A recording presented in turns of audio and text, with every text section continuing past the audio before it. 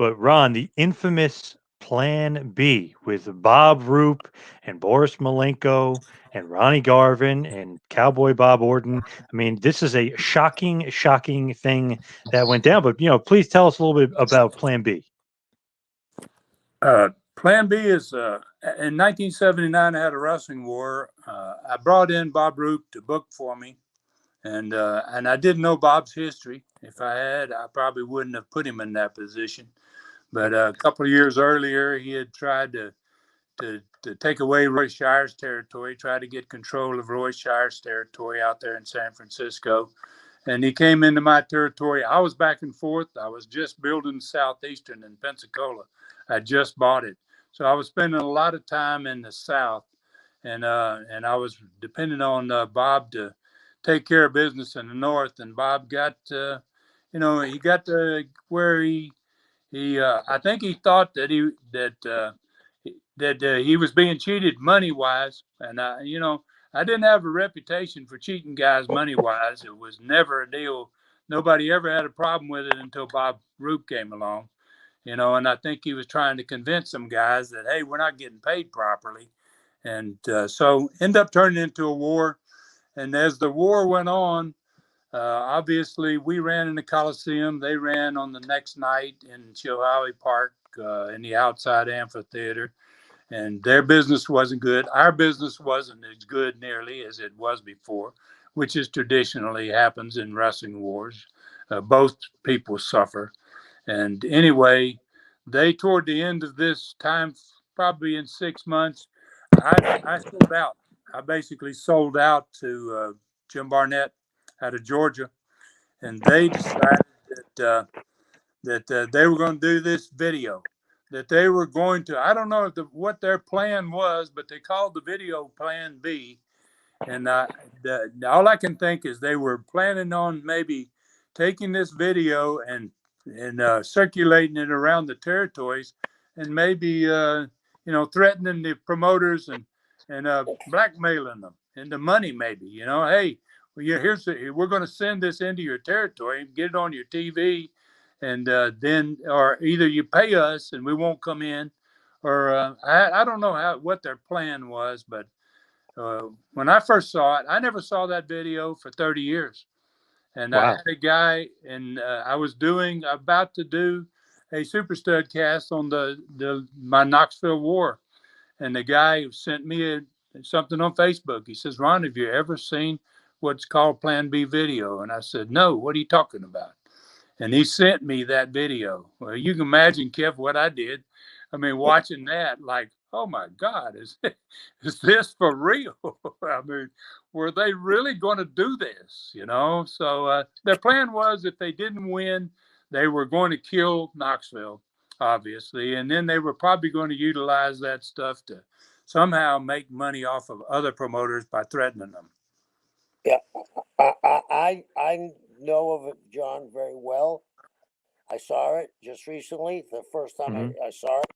But I was approached by Roop to jump, right? Wow. Okay. I said to him, how am I going to do this to Ronald, who's a friend of mine? But he says, you're not making the money you deserve. I says, well, last week, I traveled 330 miles, and one of the trips was 220 round trip, right? So that meant the other 5 days I traveled 110 miles, and I left my boat at 6:30. Okay, and I was on the semi-main event. I made $990 back in 1997. The guys, when they opened the match, made $650. I said, explain to me how he's stealing. I said, I'm pretty good with figures, and they're supposed to pay 33 and a third percent. Some of these spot shows, he's paying 80%. And he said, oh, no, you're going to get screwed. But I'm going to tell you what I think the story is, Ronald. Do you remember they said there's homosexuality involved in it? Yeah, I think I do remember something that, John? We're going to talk about the impact of homosexuality on the wrestling business. Go back and look at it because he says, Okay. and the homosexuality, we're going to expose it. You had just sold it to Barnett.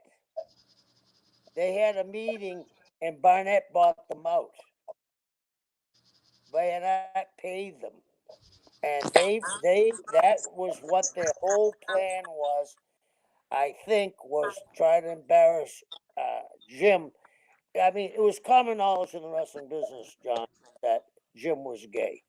Right. But Jim never fooled with any of the boys, and Jim was, he was a wonderful promoter too, and a very smart guy. And Ronald worked for him. I worked for him, and I think we both learned a lot from him because he was very, very smart in the way he did business. If you look at how Ronald did business, it was very similar to how Jim did business. He got incredibly hot heels and got hot angles going and drew money. But I think they were going to try to expose him. And I think he gave them some money, Ronald, because years later, Bob Orton told me he was at a meeting and he put his feet on the desk up in Knoxville.